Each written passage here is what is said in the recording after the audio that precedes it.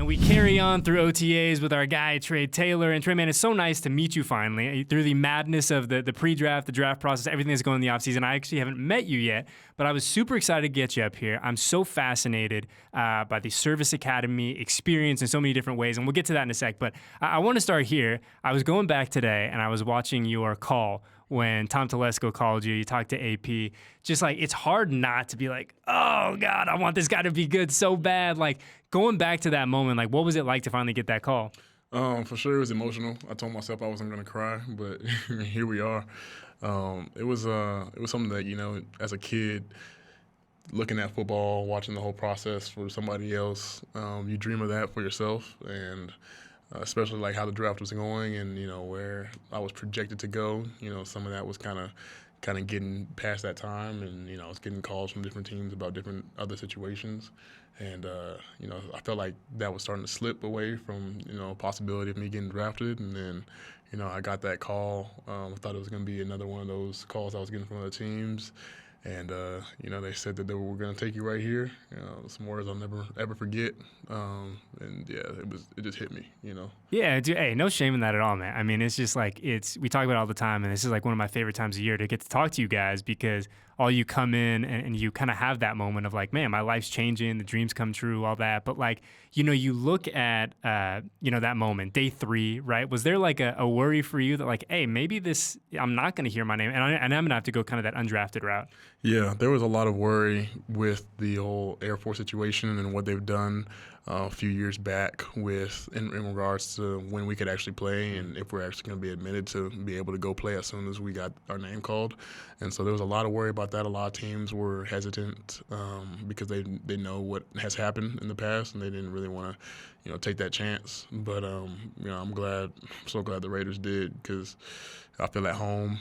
Everybody here they're cool people. All my rookie teammates.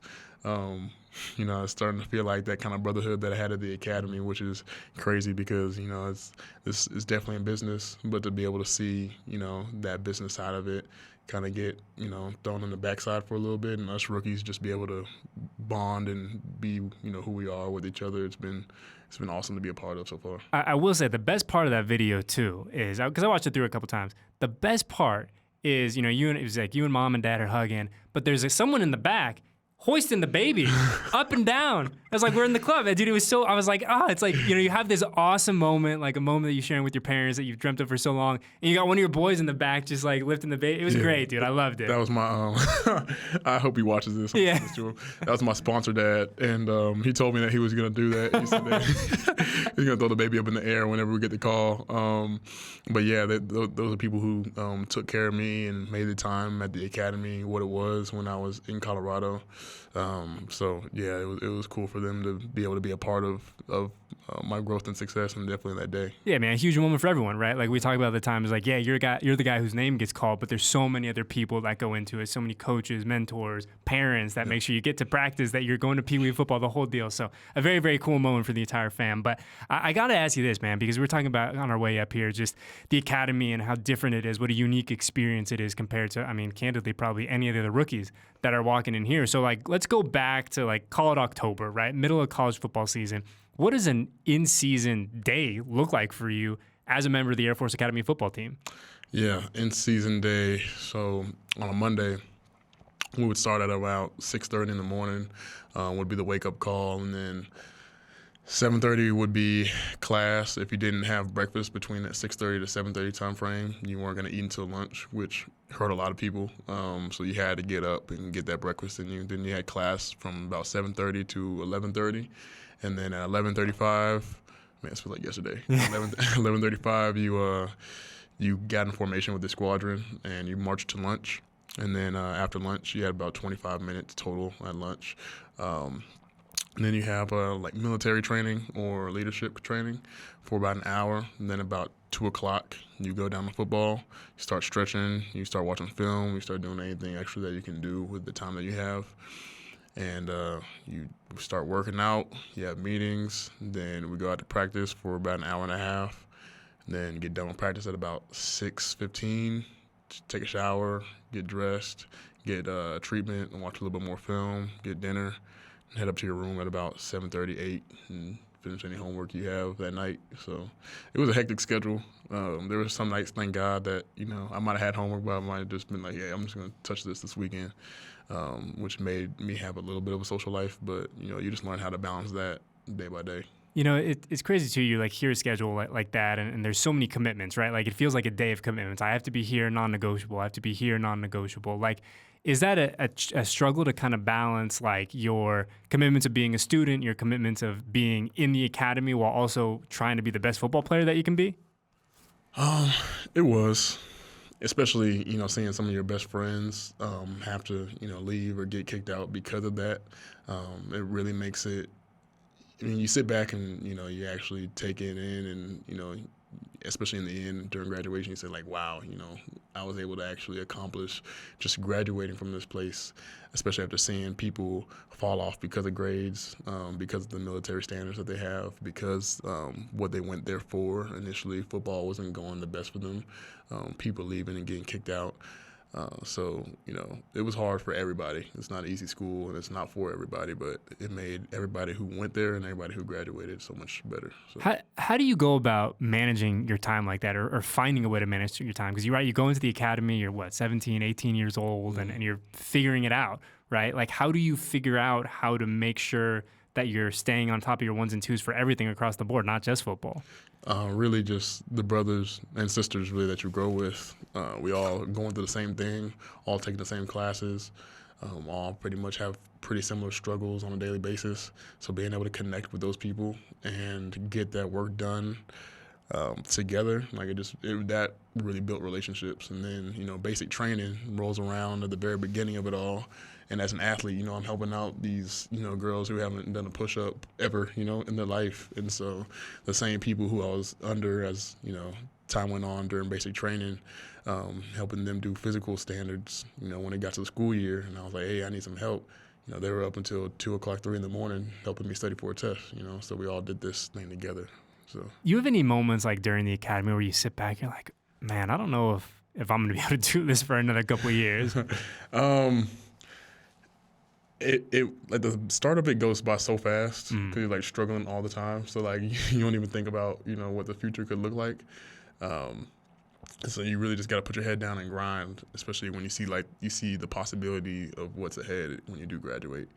But whenever it is with your it was definitely it was tough. It was tough. But you come out better on the other end, right? You Exactly. You come out bigger, better, stronger, the whole deal. And it's so funny where we talk to the rookies, and you guys have such varying different stories, right? People from the East Coast, people from the West Coast, people that go to the academy, people that went to the big school in the SEC, the whole deal. But like one thing that I found was interesting with you is that you've actually played at Allegiant Stadium before, right? Yeah. Like I think you're the only guy in the class who's actually played here, taking on UNLV. So must be kind of a fun kind of full circle moment the first time you go back there and play as a Raider now, as opposed to a member of the Air Force Academy. No, it's huge. Everybody questions, has anybody else played there? And, I'm always wanting to be able to say that I have. And it's funny enough, I remember playing at a stadium, and I was like, man, what it would be like to actually play an NFL game here. Like, the Raiders got to be so lucky. And then, for that to actually come to fruition it's still insane to me, because I was telling all my boys, I was like, some of us might actually be able to play in the stadium. And, it actually turned out that I was, I'm going to have the possibility to. So all worked out, all came to fruition, and, yeah. We were talking on our way up here, too, about just the limited number of guys from the academy that are in the league right now. I think you said it was like 4 or 5. Like, you carried that as kind of like a badge of honor. Like, hey, like if I can do it, like you guys can do it. Just because we go to the academy and our, our goals and aspirations might be a little bit different, doesn't mean that we can't have guys playing at the highest levels in the NFL. Yeah, 100%. I don't think that we had a lot of respect come to the academies for a long time, especially in regards to football. And so being able to be kind of like we're the first people to do it. We're like the first guys to show the NFL and show, the whole world, honestly, that, it is a possibility to get a great education and serve your country and play ball at the highest level possible. So being a trailblazer of that is huge. I carry that with me everywhere. And, I'm just like a symbol and a beacon to show people who are coming behind me, like, yeah, this is not, too far off. Like, anybody in your shoes can do it.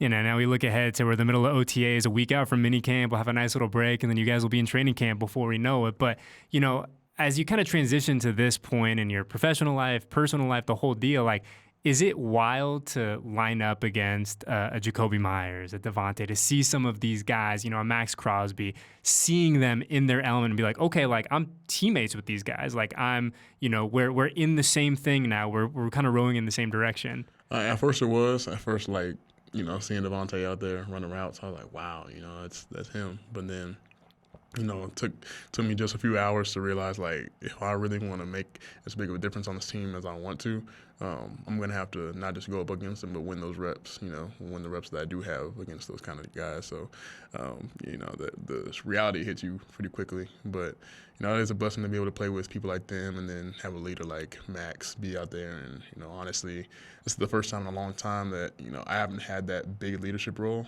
And so for me to be able to sit back and see how somebody with that leadership role that I had in college has in the NFL, how they roll, it's been nice for me to have so I can carry that with me, for the future. But, it is insane to have some of these guys and some of this talent on the field with me. There's so many things that make the service academies unique, right? Like the style of football that you play, obviously the commitments that we were talking about. Like when you look at what Patrick Graham, the expectations for him on defense, kind of schematically, and not getting too into the X's and O's, and I don't want anyone to get in trouble, but like, what do you think some of the differences are from an NFL defense as opposed to what you were doing in college? Yeah, great question. There's just so many more intricacies, like the things in college where I was like, man, like, why don't we have a call that can defend this? Like, yeah, we know this coverage is a weakness, but why can't we do anything to, to fix that? Why are we just leaving it by the wayside? PG, he's a mastermind, and he's going to find a way for all those situations to have, a result that ends in the defense's success. And so that's been pretty insane to see. He brings a lot to the table.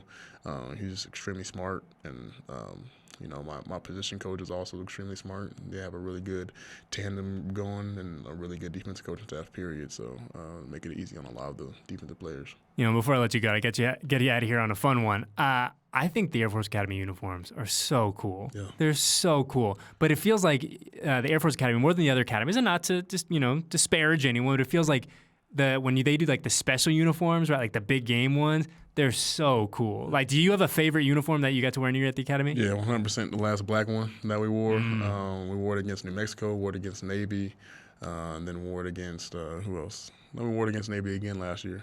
But yeah, no, those are all white ones. But the all black ones for sure are going to ride out every single time. Those are clean, they're fresh, especially like when it's the first time trying them on. They have no scuffs on them or anything like that. You go out there and, we're the Air Force. People expect us to be like baby blue and, have nice light colors. And then we come out rolling in all black. People feel that a little bit more. So definitely that's going to be my number one. Well, I feel like they're going to feel you in this all black next year too, my friend, in this timeless silver and black. But dude, it was so great to meet you. Like I said, I was so glad we were able to catch up. Best of luck the rest of the way, and I promise I won't bother you until training camp. All right? All good. I'll be waiting for it. Appreciate it.